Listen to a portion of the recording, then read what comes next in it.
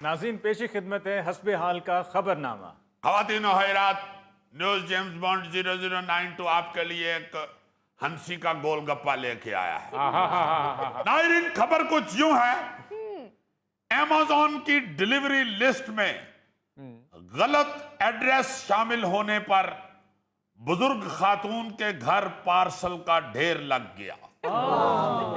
गाड़ियों के पुर्जे और सीट कवर्स के पार्सल इतने ज्यादा हो गए कि गैराज से गुजरना मुश्किल हो गया।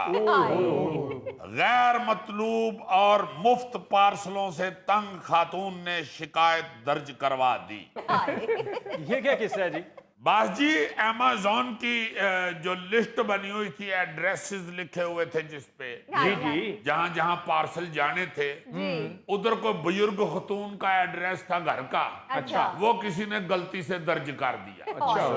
उथे जाना सी रोज पार्सल, और पार्सल क्या है? गाड़ियों के पुर्जे, गाड़ियों की सीटों के कवर, स्टिकर। अब रोज धड़ाधड़ पार्सल जाने शुरू हो गए अम्मा वड्डी दे घर।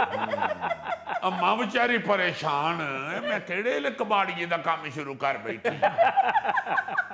बस वो काफी दिनों बाद एक और पार्सल लेके आए हैं, तो अम्मा बाहर सीढ़ी पे बैठ के गा रही थी, केड़ी गलती हुई ये जालिम, क्यों इत्थे ढेर लाए नी, मेरे बूए बंद कराए नी, केड़ी गलती हुई ये जालिम।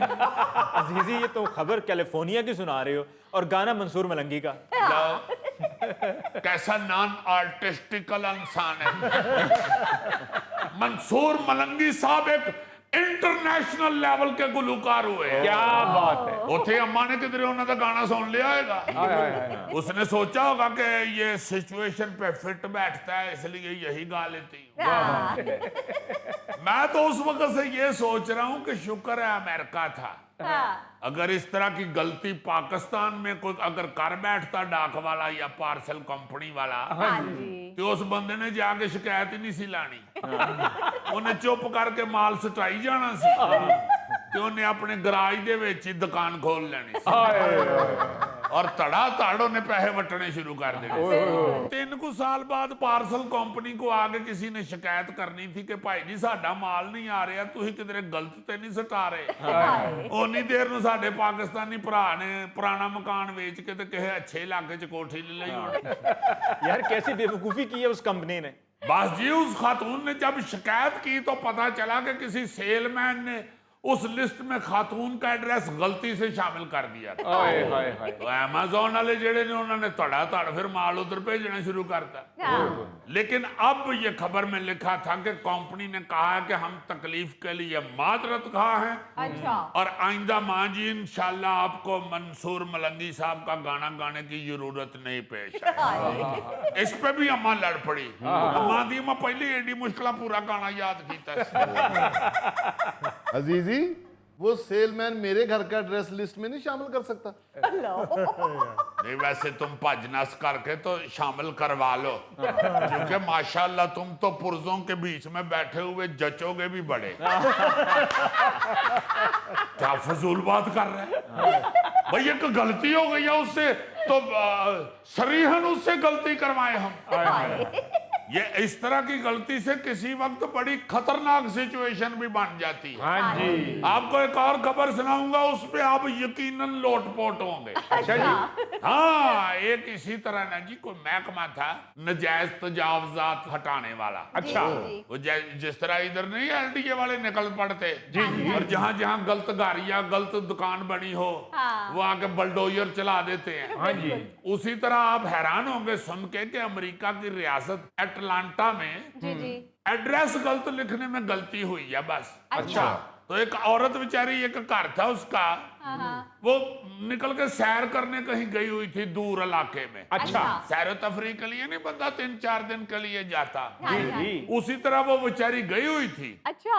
पीछे से अमेरिका के एलडीए वालों ने उसका मकान ढा दिया। वो अम्मा बेचारी 3-4 दिन बाद वापस आई है। अच्छा। आके उसने गड्डी सड़क पे पार्क की है, अच्छा। अपना गड्डी में से से पर्स निकाला है और घर की चाबी निकाल के तो वो बेचारी फिर कितनी देर चाबी घुसेड़ने वाला सुराख ढूंढती रही।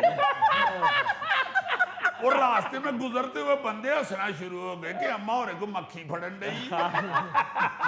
फिर अम्मा बेचारी एकदम खलोती, उन्हें फिर पर्स चो ऐनक कड्डी। अच्छा, ऐनक कड के उन्हें लाई है तो उन्हें क्या, हाँ इतने तो बुआ ही कोई नहीं, तो मैं चाबी कितने लाऊं डई। उसने फिर केस कर दिया उस महकमे पे। उसने कहा कि मुझे जुर्माना दो, अब मेरा घर ढाण दा भी ते दोबारा बनाने दा भी मैनू पूरा बिल दिओ, नहीं तो मैं तुहानू छड्डना नहीं।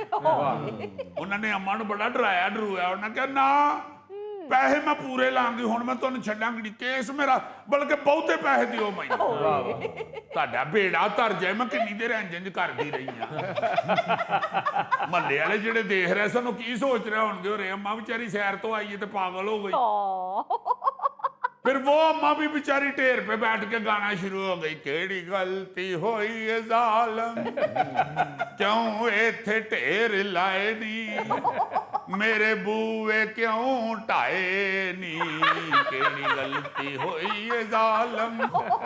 यार ये तो बहुत बड़ी खतरनाक गलती है। हाँ जी, वो पता ये चला खबर की तफसील से जी जी कि कोई ऐसा घर था, वो घर वालों ने किसी कंपनी को अपना घर जो है ना वो मिसमार करने के लिए राब्ता किया। अच्छा, तो उसने जो उनका मुलाजिम था ना, वो उधर कंपनी में नंबर लिखवाने के लिए गया ना, तो इनके घर का नंबर था 119। अच्छा, तो वो जिसने लिखा था उसने लिख दिया 191।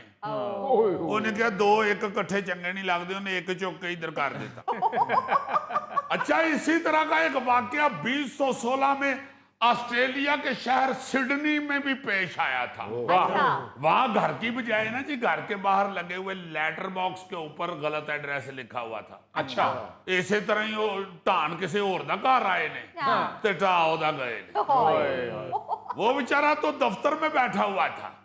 वो महल्ले में से किसी ने उसे फोन करके बताया कि तुम्हारे घर के बाहर एक क्रेन खड़ी है और वो तुम्हारा घर गिरा रही है। उन्हें बेचारे ने उस वेले पेन सुटिया, मेई नू ठुड्डा मारिया तो नसिया उतो। लेकिन जब घर पहुंचा तो उधर घर था ही नहीं। उस बंदे ने भी फिर बेचारे ने उत्थे गली च बैठ के कितनी देर गाया, केड़ी गलती होई है जालिम। बस उस बंदे ने कोई बोल गाया तो उसके बाद वो बलहोश हो गया था। उसके बाद हमसाए ने उसके पास खड़े होके तो गाना शुरू कर दिया, मुसीबत ते मर्दा ते पैंदी रहिंदी है। अजीजी क्या ये भी मंसूर मलंगी है? नहीं, ये सिद्धू समोसे वाले का है। ओ भाई, सिद्धू मूसे वाला। हाँ, सिद्धू मूसे वाले का है। अच्छा, एक और खबर सुनोगे तो इस पे तो आप यकीनन हंस हंस के पोट लोट हो जाएंगे। मुझे याद आ गया, गौरी ये ड्रामे में एक आइटम करता होता है कि एडा पागले पैदल गया फैसलाबाद। अच्छा, ते शाहकोट दे कोल जाके ने अपने चदर दी बुकल सीधी कीती जे, तेरा मुंह मुड़ गया ते वापस लाहौर आ गया। सेम वो वाली स्टोरी है गौरी। एक चीनी बंदा था, ये 2017 की बात है। अच्छा, उसने कहीं 1700 किलोमीटर दूर जाना था। अच्छा, उसको पता नहीं क्या शौक चढ़ा।